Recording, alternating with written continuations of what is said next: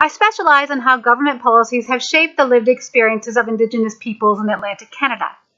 Currently, I'm working on a research project that dates to the 1960s, which was an era in which Indigenous peoples were fighting for greater rights. Here in Nova Scotia, part of this activism included the Micmac Community Development Program. The purpose of this program was to generate economic, social, and political opportunities in Mi'kmaq communities. Now, the MCDP is really complicated.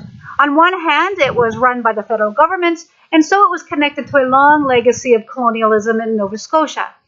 But it was also a space through which Mi'kmaq people could and did criticize government policies and express their own ideas about their futures. Eventually, the Mi'kmaq left the MCDP to form the Union of Nova Scotia Indians, and this project is really about that transformation. It's a pretty big project. So far, I've visited a number of archives, and most importantly, I will be interviewing Mi'kmaq and non-Mi'kmaq men and women who were involved in the MCDP.